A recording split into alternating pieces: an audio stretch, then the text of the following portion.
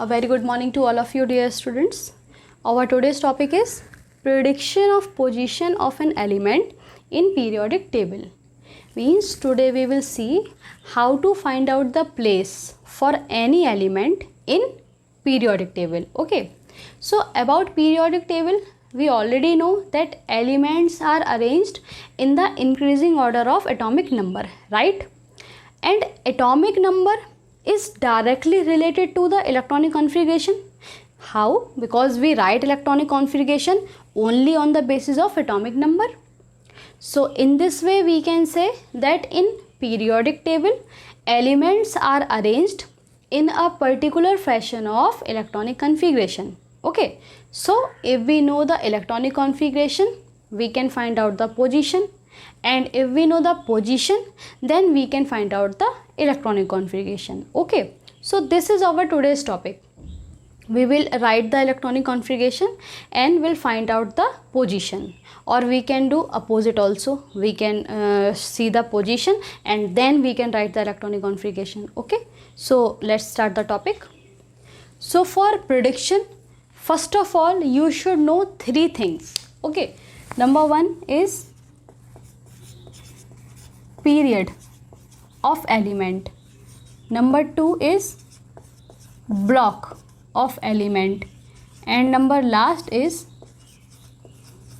group of element. Okay, so we will discuss all these separately. Okay, so let's take period first.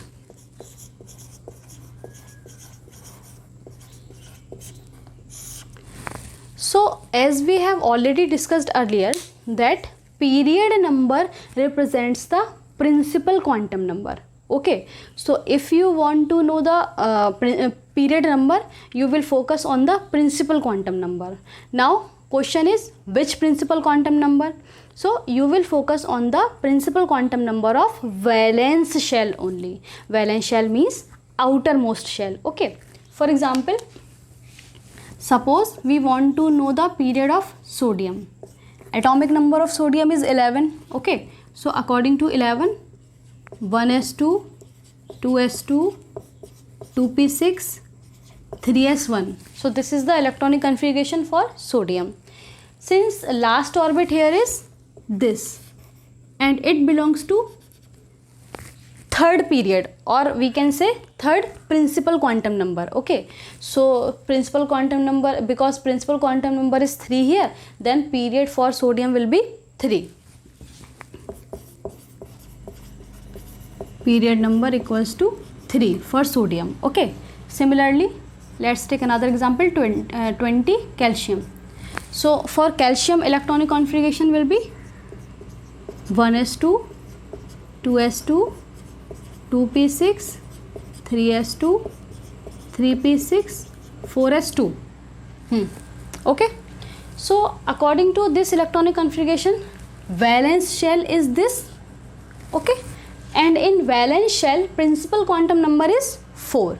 So that's why it belongs to fourth period. Calcium belongs to fourth period. So period number for calcium is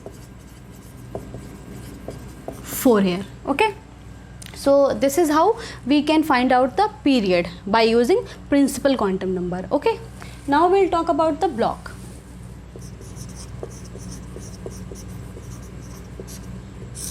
So to find out the block, we will focus on the subshell. Okay, and which subshell?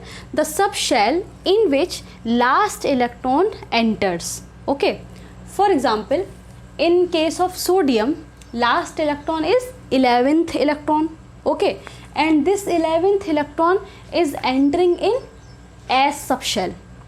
So that's why sodium is S block element.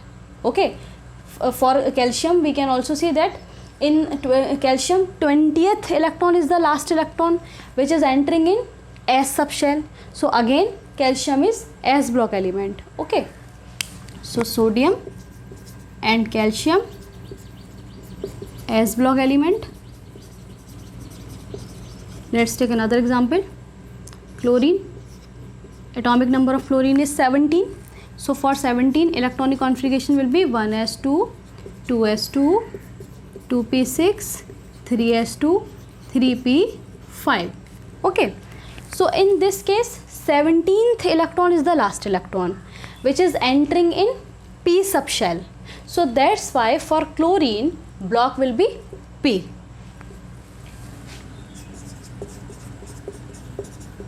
Okay, so this is P block element. Okay, now let's take another example.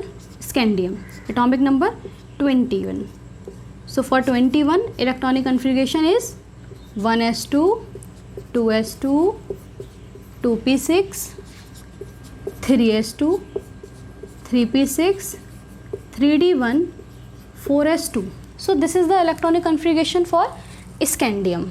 Okay, remember one thing, that here 21st electron is this 3d1. This electron is 21st electron. Why? Because we have already seen the atomic number of electronic configuration for atomic number 20. So for 20 last electron enters in 4s2. Okay, so this is the 20th electron, and in scandium we are talking about the 21st electron, because 21st electron is the last electron in this case, so it belongs to D block. Okay, so that's why for scandium block will be D. So this is how we can find out the block of any element. Now we will see the group. So to find out the group we will use formulas. Okay, for S block element,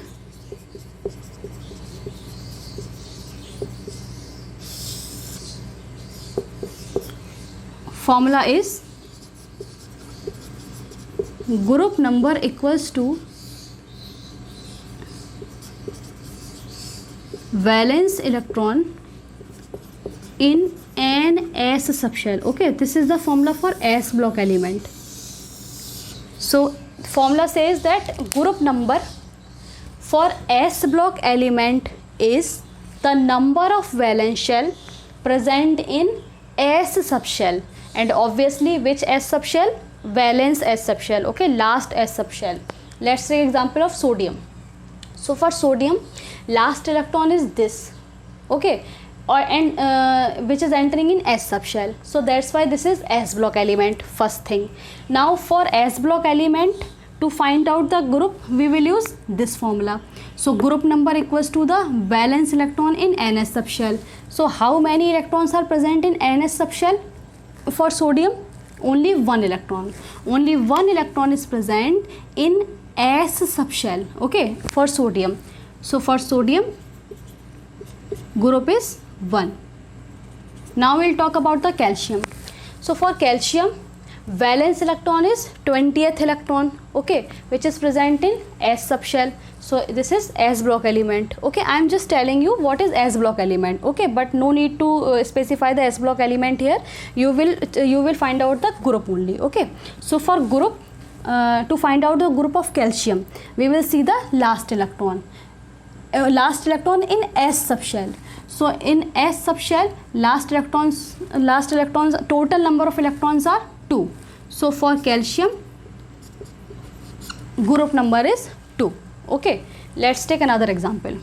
Lithium. So lithium atomic number is 3.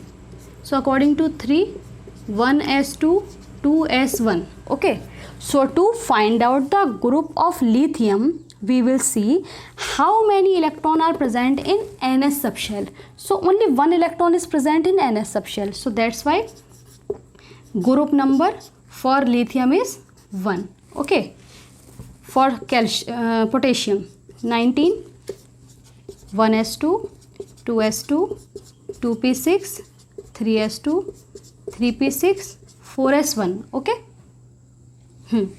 So for this electronic configuration the last electrons present in last NS subshell is 1. So again for potassium group number will be 1. Okay, so this is how we can find out the group number for S block element. Okay, now we will see the group for P block element.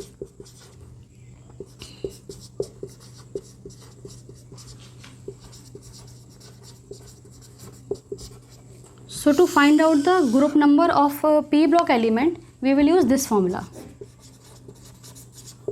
Group number equals to 10 plus np electron and plus ns electron. So this is the formula for p block element. So here chlorine is p block element. Okay, so let's take this example first. So for this example, group number will be chlorine. Group number will be, first of all we will write 10 because 10 is present in the formula. Then np electron, then see how many electrons are present in p subshell. In p subshell 5 electrons are present, so 5. Now we will check the electron present in s subshell. So in s subshell how many electrons? 2. So group number for chlorine will be 17. Okay, let's take another example. Oxygen, atomic number 8. So for atomic number 8, 1s2, 2s2, 2p4. Okay, so in this case p has 4 electron and s has 2 electron. Then group number will be 10 plus 4 plus 2 equals to 16. Okay, so this is how you can predict the group for p block element. Okay, now last we will see for d block element.